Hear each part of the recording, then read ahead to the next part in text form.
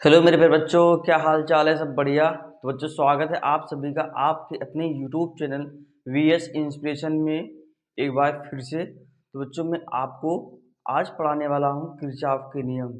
बच्चों, किरचॉफ के नियम जो है ना, पेपर में हर साल पूछे जाते हैं, तो आप लोग इनको बहुत अच्छे से समझ करके तैयार कर लीजिएगा। तो बच्चों, यहाँ पर जो पहला नियम है वो है प्रथम नियम, इसको बोलते हैं। और बच्चों, इसको धारा नियम भी बोलते हैं। क्या बच्चों बोलते हैं? धारा नियम। तो बच्चों, धारा नियम क्या होता है?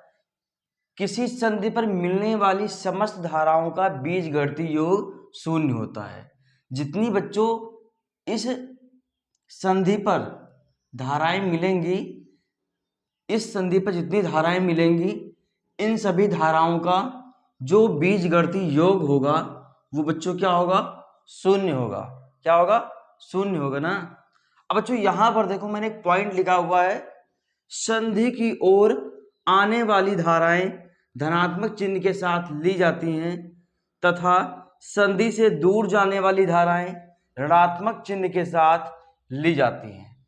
मतलब बच्चों, यहां पर यह है, जो धाराएं संधि की ओर आएंगी उनको हम धनात्मक चिन्ह के साथ लिखेंगे, और बच्चों जो धाराएं संधि से दूर जाएंगी उनको हम ऋणात्मक चिन्ह के साथ लिखेंगे। तो बच्चों, यहां पर देखो, हम इसमें धाराएं कौन कौन सी संधि की तरफ आ रही हैं? I1, तो इसको हम लिख देंगे I1। फिर I2 भी आ रही है, I3 भी आ रही है, I4 नहीं आ रही, I4 जा रही है, I5 जा रही है, I6 आ रही है, I7 जा रही है, I8 आ रही है, I9 आ रही है। अब बच्चों, यहां पर देखो, I5, I4, I7 ये धाराएं संधि से निकल रही हैं। तो बच्चों, इसको लिखेंगे हम ऋणात्मक चिन्ह के साथ। कौन कौन सी हैं? I4, I5, I7। बच्चों, मैंने इनको ऋणात्मक चिन्ह के साथ क्यों लिखा हुआ है? क्योंकि ये संधि से दूर जा रही हैं। यहां देखो, वही पॉइंट लिखा है, संधि से दूर जाने वाली धाराएं ऋणात्मक चिन्ह के साथ दी जाती हैं, तो मैंने देखो ऋणात्मक चिन्ह के साथ लिख दिया है। अब बच्चों, उसके बाद यहां पर I1 लिख लेंगे हम, I2, I3, I4 बच्चों साइड में रहेगा, I5 भी साइड में रहेगा, I6 लिखो, I8, I9। ये तीन धाराएं संधि से जा रही हैं, इसको हम दूसरी साइड में लिख देंगे प्लस करके, पक्षांतर कर देंगे इनका।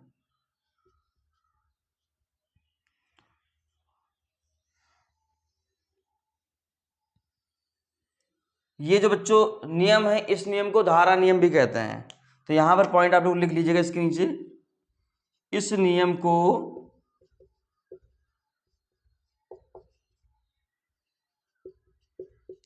धारा का नियम भी कहते हैं।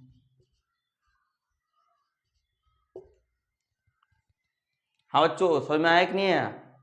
उम्मीद करता हूं आप लोगों को समझ में आ गया होगा। तो आप लोग इसका स्क्रीनशॉट ले लो।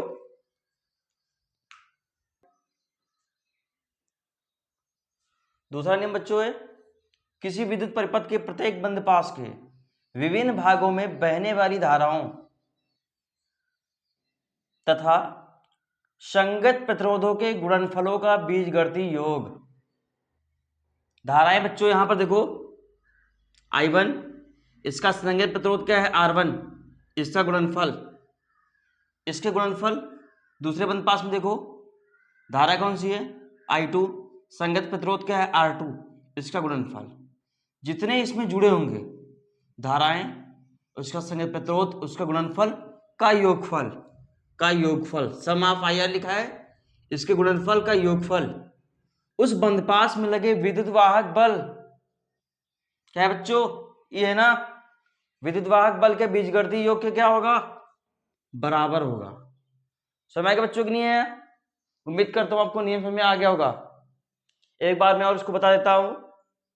किसी विद्युत परिपथ के प्रत्येक बंद पास के विभिन्न भागों में बहने वाली धाराओं तथा संगत प्रतिरोधों के गुणनफलों का बीजगणितीय योग। क्या बच्चों, बीजगणितीय योग समा फाई आर।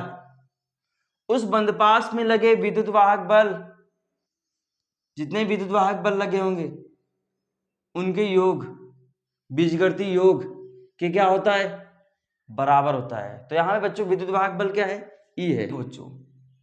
बच्चों फर्स्ट बंदपास में देखो, यहां पर बच्चों धारा क्या है, I1, संगत प्रतिरोध क्या है, R1। तो यहां हम लिख देंगे बंदपास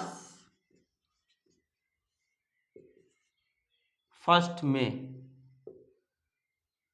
बंदपास फर्स्ट में धारा I1 संगत प्रतिरोध R1, I1 into R1, I1 into R1, I1 into R1। धारा देखो ऐसे जा रही है, धारक दिशा में जा रहा है। उसके बाद जब हम इस जंक्शन पे पहुंचेंगे, इधर से धारा कौन सी आ रही है, I2। धारा इस दिशा में आ रही है, हम इधर जाएंगे। ये बंदपास के लोग फर्स्ट में देखेंगे, सेकंड बार आप लोग बंद कर लो, पहले सेकंड से बंद कर लोगे। तो बंदपास फर्स्ट में धारा की दिशा में से जा रहे हैं, धारा विपरीत दिशा में I2 आ रही है। जब विपरीत दिशा में आएगी तो माइनस साइन लगा दोगे। कौन सी धारा विपरीत दिशा में आ रही है, I2। I2 का संगत प्रतिरोध R2, तो I2 इंटू R2। उसके बाद बच्चों फिर से यहां पे आ जाओ, प्रतिरोध R1 पे आ जाओ। शुरुआत में जब प्रतिरोध R1 पे आओगे तो इसकी पहली प्लेट कौन सी पड़ रही है, ऋण प्लेट। जब पहली ऋण प्लेट पड़ती है तो विद्युत वाहक बल को पॉजिटिव साइन के साथ लिखते हैं। कैसे लिखते बच्चों, हैं पॉजिटिव साइन के साथ लिखते हैं। तो बच्चों यहाँ पे पॉजिटिव साइन के साथ मैंने लिख दिया। अब बच्चों उसके बाद फिर ऐसे जाएंगे। अब यहाँ देखो बच्चों कौन सी प्लेट पड़ गई, धन। जब धन प्लेट पड़ती है तो विद्युत वाहक बल को नेगेटिव साइन के साथ लिखते हैं। तो कौन सी विद्युत वाहक बल है, E2। ऐसे बच्चों लिख देंगे हम। उसके बाद बच्चों बंदपास, दूसरा बच्चों बंदपास कौन सा है, ये वाला है। इस बंदपास में धारा कौन सी है, I2, संगत प्रतिरोध R2। तो संगत प्रतिरोध का गुणनफल होता है, तो यहां पर I2 इंटू R2। अब बच्चों यहां पर देखो धारा की दिशा में से जाएंगे, धारा भी ऐसे जाएगी। तो धारा की दिशा में जाते हैं तो प्लस साइन के साथ लिखते हैं, धारा की विपरीत दिशा में होगी तो माइनस साइन, जैसा मैंने अभी यहाँ पे दिखाया था। तो यहां पर I1 प्लस I2 धारा की दिशा में ऐसे जाएंगे तो इसके सामने कौन सा प्रतिरोध पड़ेगा, R3। धारा की दिशा में जाएंगे तो प्लस साइन लगाएंगे, I1 plus I2 into R3। अब बच्चों उसके बाद ऐसे जाएंगे, ऐसे बढ़ेंगे आगे। संगत प्रतिरोध कौन सा पड़ गया, R2। इसमें कौन सी प्लेट लगी है, पहले ऋण। जब ऋण प्लेट पड़ेगी तो विद्युत वाहक बल कैसा लिखेंगे हम, पॉजिटिव साइन के साथ। तो बच्चों ये किरचॉफ का द्वितीय नियम हो गया है। बच्चों इस नियम को वोल्टता का नियम भी कहते हैं।